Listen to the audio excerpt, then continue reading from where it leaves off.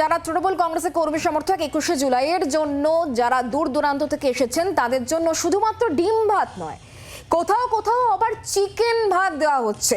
মৌলালি মোড়ে চিকেন ভাতে দুপুরের খাওয়া দাওয়া সেরেছেন আজকে তৃণমূল কংগ্রেসের কর্মী সমর্থকেরা। আর এই একই ছবি ধরা পড়েছে শ্যামবাজারেও। দুটো জায়গায় ছবি দেখা যাচ্ছে যেখানে ডিম ভাত নয়, তৃণমূল কংগ্রেসের কর্মীদের জন্য ব্যবস্থা করা হয়েছে চিকেন ভাতের। মৌলালি এবং শ্যামবাজারের ছবি দেখতে পাচ্ছেন। শিয়ালদা থেকে আমাদের প্রতিনিধি অয়ন ঘোষালের প্রতিবেদনের দিকে এবার নজর রাখতে হচ্ছে। 21শে জুলাই বলতে প্রথম যে মেনু মনে পড়ে তা হচ্ছে ডিম ভাত। অনেকে ব্যঙ্গ করে বলেন 21শে জুলাইয়ের সঙ্গে ডিম ভাতের নাকি একটা ওতপ্রোত বা নিবিড় সম্পর্ক রয়েছে। কিন্তু এই মুহূর্তে আমি দাঁড়িয়ে রয়েছি শিয়ালদা স্টেশন থেকে ঢিলছোড়া দূরত্বে।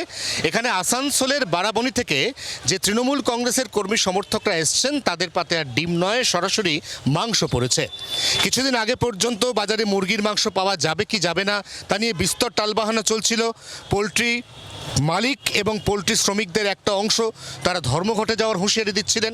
তারপর অবশ্য সেই ধর্মঘট সাময়িক প্রত্যাহার করা হয় এবং এই মুহূর্তে একেবারে কড়াই ভর্তি মুরগির মাংস এবং তার পাশে বসে রসনা তৃপ্তির যে ছবি দেখা যাচ্ছে তা কিন্তু কোথাও না কোথাও বলে দিচ্ছে 21শে জুলাইয়ের শহীদ দিবসে পুরোদস্তুর পিকনিকের মুডে রয়েছেন আসানসোল থেকে আসা এই সমস্ত তৃণমূল কংগ্রেসের কর্মী সমর্থকরা।